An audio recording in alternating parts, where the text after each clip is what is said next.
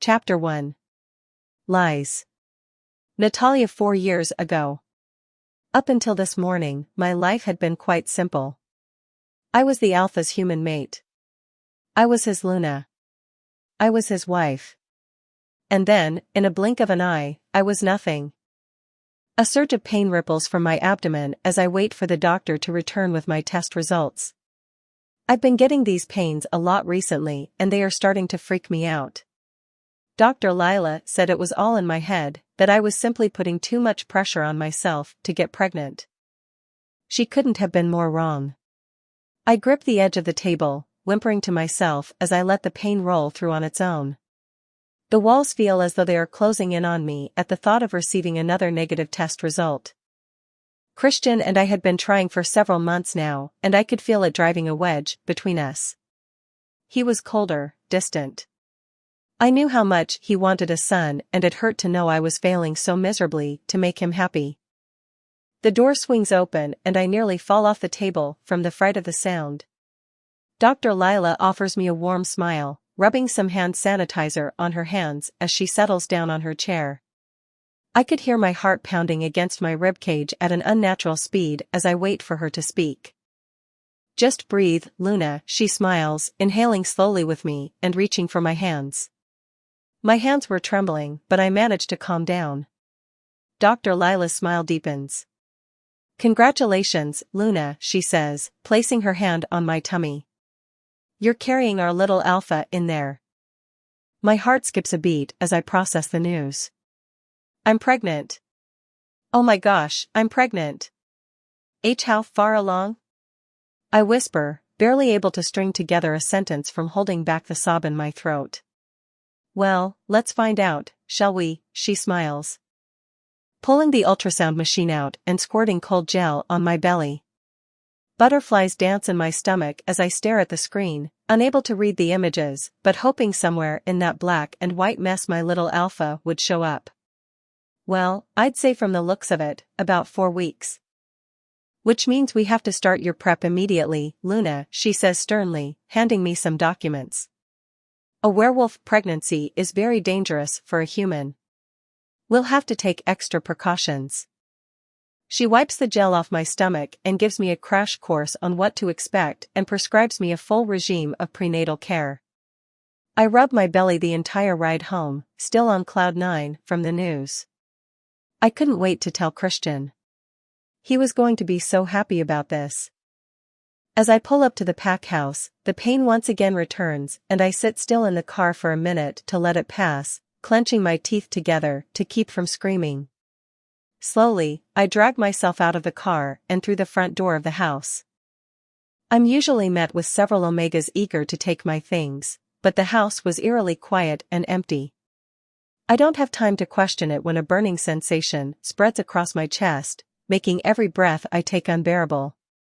I couldn't scream even if I wanted to, my lungs on fire. I climb up the stairs to the second floor, looking forward to lying down and resting. My every step is more difficult than the last as the pain intensifies, 1,000 tiny needles piercing through my stomach.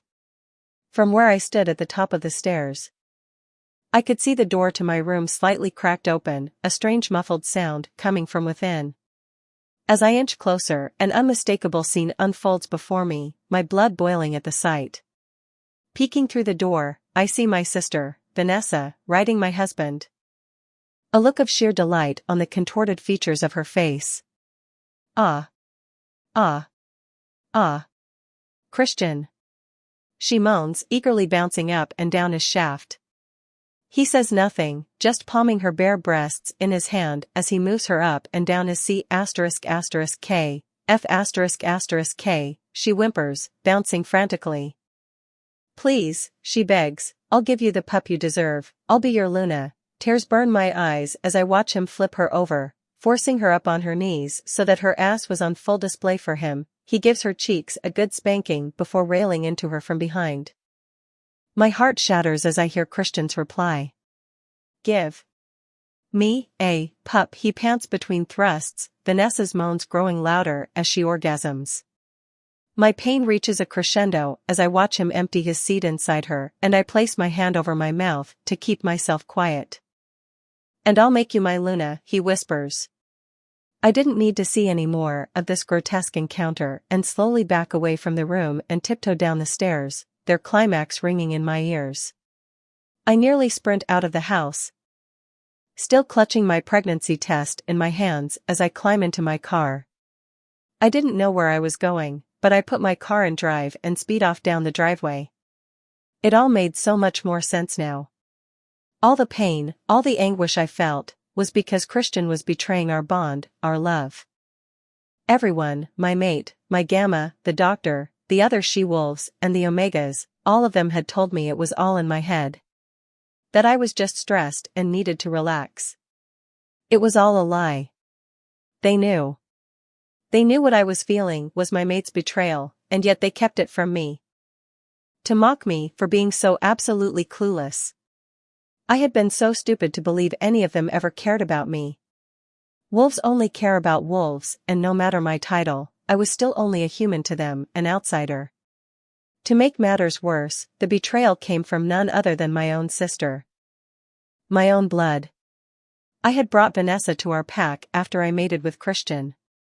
She had known Christian before I had, and it was she who introduced us to each other. Christians had no objections to her joining the pack, and with our parents gone, I wanted to keep her close. She was the only family I had left. After today, we were nothing. I drive on for miles through the forest, feeling the pain start all over again. At some point, a horrid sensation burns across my body and I pull over, stumbling out of the car to empty the contents of my stomach. I was truly a pitiful sight, and I was suddenly grateful Jordan, my Gamma, was busy leading a training session today. I needed to be alone, and I knew if he saw me like this, he'd be attached to my hip. Gammas were extremely overprotective, Jordan being no exception. Alone, angry, humiliated and pregnant, I climbed back into my car, wiping the tears on my face with my sleeve. I had been Luna for over 2 years, and while I was human, I had done everything that had been asked of me.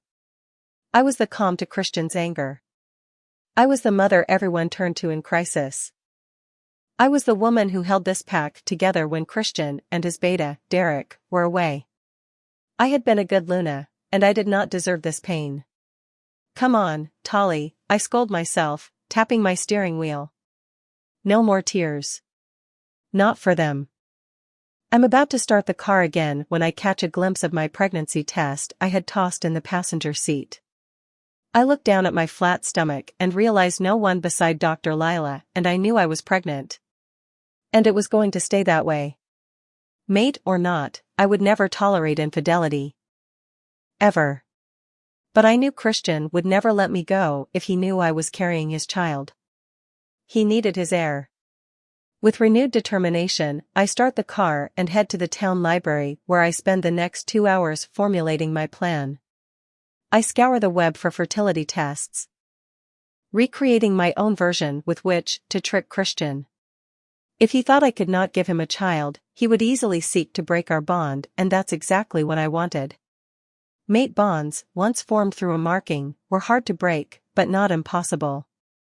There were 2 ways to break it: 1, have a spirit which divide our mated souls, or 2, get the approval of the pack elders and hold a rejection ceremony. It would be humiliating to be stripped of my title, but it was better than remaining by my unfaithful husband's side as his Luna. Pleased with my work, I shred the pregnancy test, not willing to leave evidence behind. I knew Dr. Lila could out me any time now, so I would have to act quickly and get Christian to reject me immediately. As I pull into the driveway, I feel the tears pool in my eyes again, and I take a moment to collect myself before walking into the pack house. The Omegas had returned, several rushing to take my things. It takes everything in me not to scream at them for betraying me, but instead I force a smile,